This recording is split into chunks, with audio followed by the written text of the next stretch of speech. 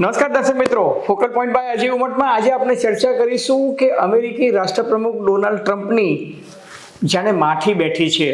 ખાસ કરીને ચીનના પ્રવાસે જઈને પાછા આવ્યા બાદ ડોનાલ્ડ ટ્રમ્પને અપેક્ષા હતી કે શી જિનપિંગ એમની મદદ કરશે અને ઈરાન યુદ્ધમાં અમેરિકાનું ઉપરાણું લેશે. ત્યાં તો ચીને એકદમ ટાઢું બોટ ઠંડુ પાણી રેડી દીધું, પરંતુ ઘર આંગણે આજે ડોનાલ્ડ ટ્રમ્પને બે મોટા ઝાટકા લાગ્યા છે. એક તો અમેરિકી સેનેટે ડોનાલ્ડ ટ્રમ્પની પાખો કાપતા હોય તેમ કહી દીધું કે શ્રીમાન ડોનાલ્ડ ટ્રમ્પ કોંગ્રેસની સંમતિ સિવાય ઈરાન સાથે યુદ્ધ કરવાનો તમને અધિકાર નથી. અને હવે ડોનાલ્ડ ટ્રમ્પ સામે એક સંસદીય જેને કહી શકાય ને ગ્રહણ આવી રહ્યું છે, એટલા માટે કે એમની પોતાની રિપબ્લિકન પાર્ટીના 4 સંસદ સભ્યો એ ડોનાલ્ડ ટ્રમ્પની વિરુદ્ધમાં જઈને ડેમોક્રેટિક પાર્ટીની તરફેણમાં મતદાન કર્યું અને જેને કારણે ડોનાલ્ડ ટ્રમ્પની હાલત એમની જ પોતાની સેનેટમાં કફોડી થઈ ચૂકી છે અને હવે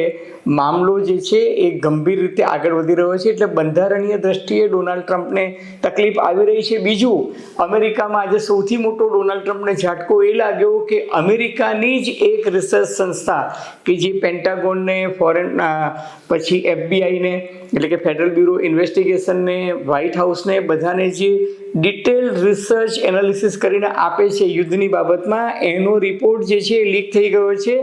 અને આ અમેરિકન રિસર્ચ ઓર્ગેનાઇઝેશનનો રિપોર્ટ એવું કહે છે કે 28મી ફેબ્રુઆરી એટલે કે ઈરાન સાથે અમેરિકા અને ઇઝરાયલે યુદ્ધ શરૂ કર્યું, ત્યારબાદ ઇઝરાયલને કેટલું નુકસાન થયું એની વાત નથી કરતું, પરંતુ અમેરિકાના 42 યુદ્ધ વિમાનો આ યુદ્ધમાં નષ્ટ થયા છે, તબાહ થયા છે, અથવા તો એમને ભયંકર નુકસાન થયું છે. અને અમેરિકાના ઇતિહાસમાં આ એક બહુ જ મોટી કાળી ટીલી ડોનાલ્ડ ટ્રમ્પના માથે લાગી છે, કારણ કે એનાથી જે નુકસાન થયું છે લગભગ 29 અબજ ડોલરનું નુકસાન અમેરિકાને થયું છે. અને હજુ આ અહેવાલ એવું કહે છે કે ઘણા બધા ડેટા અમેરિકી લશ્કરે આપ્યા નથી, એટલે આંકડો જે છે આનાથી વધારે જઈ શકે એમ છે, પરંતુ એમણે એક આખી ડિટેલ લિસ્ટ આપી છે. એની ચર્ચા પણ આજે આપણા અહેવાલમાં આગળ કરીશું. ત્રીજી મહત્વની વસ્તુ, ડોનાલ્ડ ટ્રમ્પે સવારે અમેરિકન ઇકોનોમીના જે ડેટા જે બહુ જ ખરાબ આવ્યા એ જોઈને એવું કીધું કે ચિંતા કરવાની જરૂર નથી, ઈરાન સાથેનું યુદ્ધ જે છે હવે હાથવેતમાં પતી જવાનું છે. આ વખતે મંત્રણા જે છે એ બહુ સારી રીતે આગળ વધી રહી છે. હું તો ઈરાન પર હુમલો કરવાથી માત્ર 1 કલાક દૂર હતો, પરંતુ આરબના દેશોએ, ખાસ કરીને સાઉદી અરેબિયા, કતાર, કુવેત વગેરે દેશોના શેખોએ અને રાજાઓએ મને સમજાવ્યું અને કહ્યું કે મંત્રણા પતી જશે, એટલે હવે ચિંતા કરવાની જરૂર નથી. ક્રૂડ ઓઇલના ભાવ જે છે એ જેવું યુદ્ધ સમાપ્ત થશે એટલે તરત નીચે આવી જશે. ડોનાલ્ડ ટ્રમ્પે જે સંકેત આપ્યો એને કારણે દુનિયાભરના શેર બજારોમાં જે મંદીનો માહોલ હતો એ ફરી ઉચકાયો. ક્રૂડ ઓઇલ 111-112 ડોલર હતું, ત્યાંથી ઘટીને 106 આવ્યું. ત્યાં પાછું સાંજે ડોનાલ્ડ ટ્રમ્પને ધૂન ઉપડીને એમને એવું કીધું કે હું ધારું તો ચપટીમાં ઈરાનને છોડી નાખી શકું એમ છું. અમેરિકાની અંદર કોસ્ટગાર્ડના કમેન્સમેન્ટ ફંક્શનમાં ડોનાલ્ડ ટ્રમ્પે એવી શેખી હાંકી કે બોલો મારે શું કરવું જોઈએ, should I go and finish them, એટલે હું જઈને શું એમને ખતમ કરી નાખું. હવે મંત્રણા જ્યારે નિર્ણાયક તબક્કામાં હોય ત્યારે ડોનાલ્ડ ટ્રમ્પ આ પ્રકારની બડાઈ શા માટે મારતા હોય એ દુનિયાના કોઈ નેતાને સમજાતું નથી. અને પાછા એવું કહે છે, એક જ રાગ આલાપતા કહે છે કે હું ઈરાનને કોઈ પણ સંજોગોમાં પરમાણુ બોમ્બ બનાવવા નહીં દઉં. હકીકત એ છે કે ઈરાને પરમાણુ બોમ્બ બનાવવાની વાત જ નથી કરી. ઈરાન એવું કહે છે કે અમે અમારો ન્યુક્લિયર પ્રોજેક્ટ, ખાસ કરીને યુરેનિયમને એનરીચ 60% સુધી કરશું. એ એટલા માટે કે અમે ન્યુક્લિયર પાવર પ્રોજેક્ટ જે છે એ ઈરાનમાં સ્થાપવા માંગીએ છીએ. પરમાણુ બોમ્બ બનાવવાની વાત હજુ સુધી ઈરાને કરી નથી, કારણ કે સૈદ્ધાંતિક રીતે ઈરાન જે છે NPTનું મેમ્બર છે. એનો અર્થ જે છે કે એ પરમાણુ બોમ્બ બનાવવા ઈચ્છતું નથી.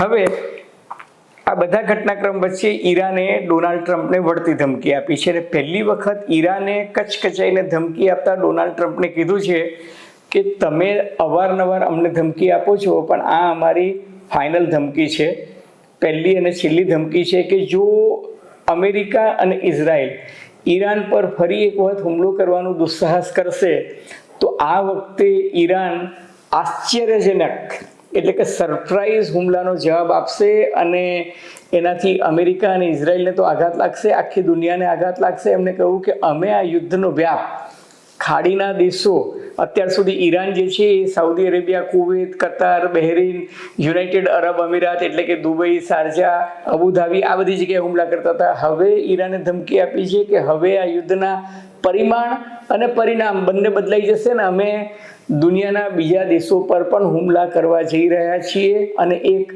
ભયંકર મોટું આશ્ચર્ય અમેરિકાને આપીશું. અને સાથોસાથ અમેરિકી તપાસ સંસ્થાનો અહેવાલ એવું કહે છે કે ઈરાને પોતાની મિસાઇલ બનાવવાની ક્ષમતા 80%થી વધુ હાંસલ કરી લીધી છે. અને જો ઈરાનની ધમકી સાચી હોય, કારણ કે ઈરાન ડોનાલ્ડ ટ્રમ્પની માફક રોજ સવારે 2 વખત 3 વખત ધમકી આપતું નથી, આ પહેલી અને છેલ્લી વખત ધમકી આપવાની છે એને વાત કરી છે. એ જોતાં એવું લાગે છે કે બેઇજિંગમાં ડોનાલ્ડ ટ્રમ્પ બાદ પુતિન મુલાકાત માટે ગયા છે અને શી જિનપિંગ અને પુતિન વચ્ચે જે રીતે અત્યારે મંત્રણા ચાલી રહી છે એનો અર્થ સાફ છે કે ઈરાન જે છે એ ચીન અને રશિયાના ખીલે કૂદી રહ્યું છે અને એનો અર્થ એ થયો કે વિશ્વયુદ્ધ તરફ મામલો જઈ શકે છે. આ તમામ મુદ્દાઓની ચર્ચા આજે આપણે કરીશું ફોકલ પોઈન્ટ બાય અજય ઉમટમાં. પરંતુ એ પહેલાં મારી આપ સૌને નમ્ર વિનંતી છે કે જો તમને ફોકલ પોઈન્ટ બાય અજય ઉમટનો આ એપિસોડ ગમે તો એને લાઇક કરજો, શેર કરજો, સબસ્ક્રાઇબ કરજો. સબસ્ક્રાઇબ કરવાનું અને પેલું બેલ આઇકોન બટન દબાવવાનું અવારનવાર તમને શ્રોતા મિત્રોને એટલા માટે કહું છું કે અમારા નવા વિડીયોઝ જે આવે એના નોટિફિકેશન તમને મળતા રહે. તો ધન્યવાદ.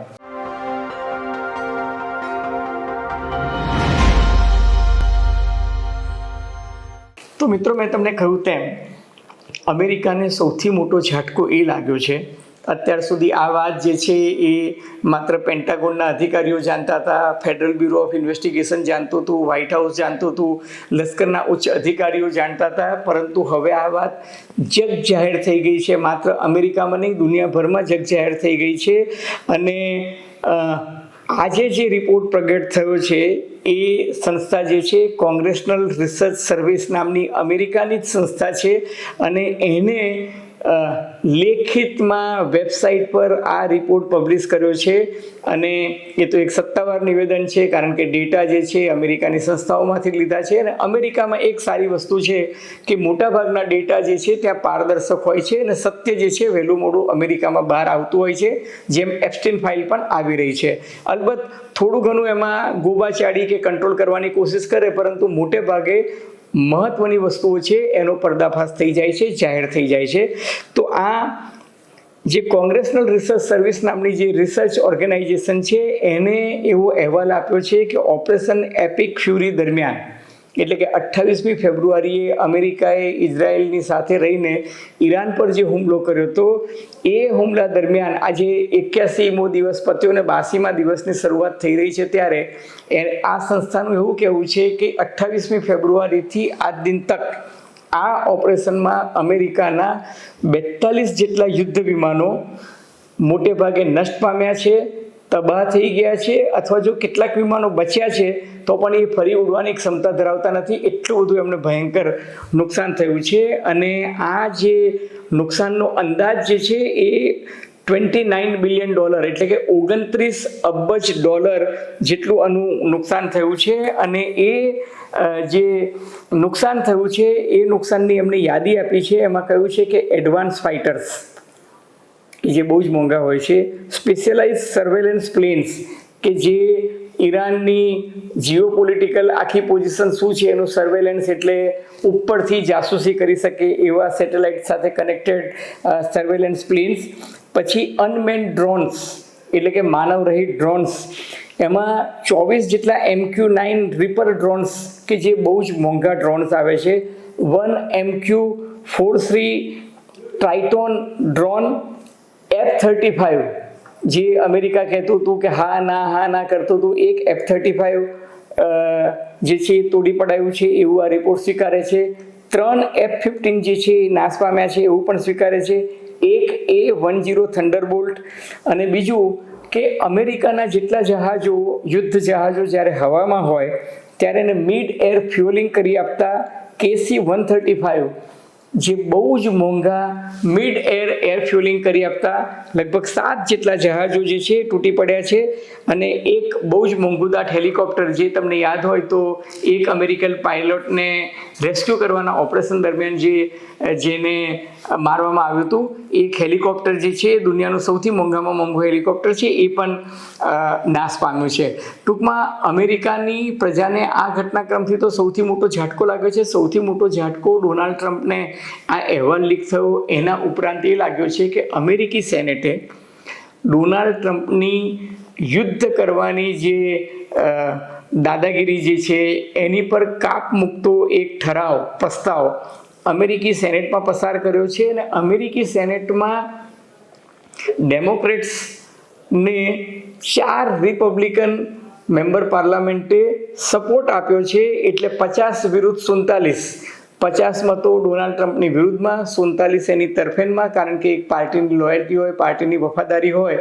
પણ રિપબ્લિકન પાર્ટીના એમના સાંસદ સભ્યો એમનાથી નારાજ છે, અને આ પ્રસ્તાવ એવું કહે છે કે મિસ્ટર પ્રેસિડેન્ટ, શ્રીમાન ડોનાલ્ડ ટ્રમ્પ, તમે કોંગ્રેસ એટલે કે ત્યાંની જે સંસદ છે એની મંજૂરી સિવાય યુદ્ધ અંગે કોઈ નિર્ણય લઈ શકો નહીં, તમારે હવે એનું ઓથોરાઇઝેશન લેવું પડશે.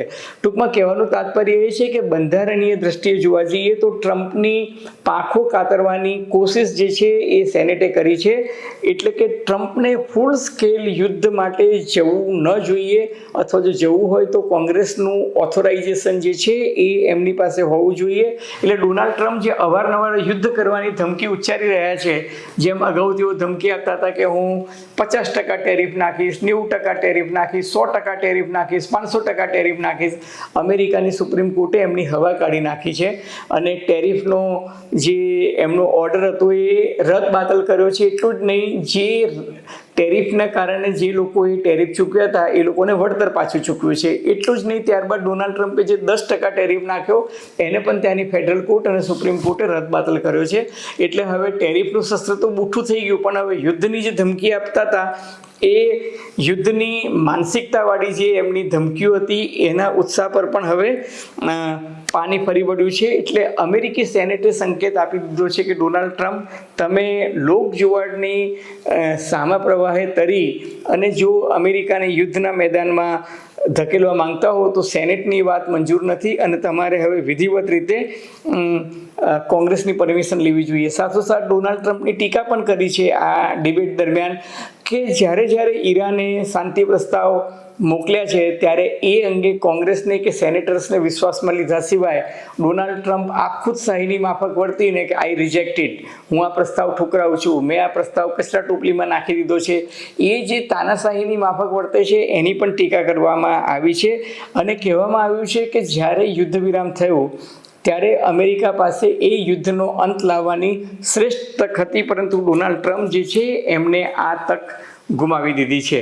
હવે યુદ્ધના આજે મેં તમને કહ્યું તેમ 81 દિવસ પતી ગયા અને 82મો દિવસ શરૂ થયો છે, ત્યારે ડોનાલ્ડ ટ્રમ્પ પોતે ઈચ્છે છે કે યુદ્ધનો ઝડપથી નિકાલ આવે, સૌ સારા વાના થાય એવું એ પોતે બોલી રહ્યા છે, ક્રૂડ ઓઇલના ભાવ ઘટશે એવી ધરપત આપી રહ્યા છે, છતાંય પાછું તમાચો મારીને ગાલ રાખવાની વાત કરી અને મારા કહેવાથી થયું, હું દુનિયાનો સૌથી સુપરમેન છું, એ પ્રકારની જે માનસિકતા કરે છે એનાથી ક્યાંક નુકસાન થયું છે. પરંતુ દરમિયાનમાં પાકિસ્તાનના વિદેશ મંત્રી મોહસિન નકવી અત્યારે તહેરાનમાં છે, અને આરબ દેશો જે છે ખાસ કરીને સાઉદી અરેબિયા, કતાર, કુવેત, બહેરીન, ઓમાન અને આ બાજુથી તુર્કીએ અને ઇજિપ્ત એ પણ આ મંત્રણામાં પાછલા બારણે ભેગા થયા છે, અને એ બધા હવે ઈરાન સાથે મંત્રણા કરી રહ્યા છે. અને આ દેશો વચ્ચે કંઈક એવી ખીચડી રંધાઈ રહી છે કે હવે આ યુદ્ધનો અંત લાવવો જોઈએ, હોર્મુઝની ખાડી ખુલવી જોઈએ,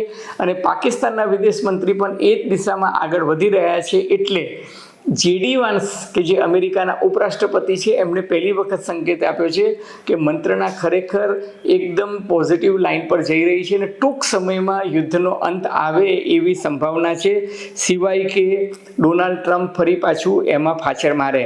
અલબત્ત આ વખતે ડોનાલ્ડ ટ્રમ્પ થોડાક ઉચપાઈ ગયા છે. એનું મેં તમને કારણ કહ્યું તેમ અમેરિકાની અંદર એસોસિએટેડ પ્રેસ અને NORC દ્વારા જે એક સર્વે થયો છે એ સર્વે એવું કહે છે કે ડોનાલ્ડ ટ્રમ્પની લોકપ્રિયતા જે છે અત્યારે ડાઉન થઈને 37%, જેને અપ્રુવલ રેટ કહે છે એ અપ્રુવલ રેટ 37% થઈ ગયો છે.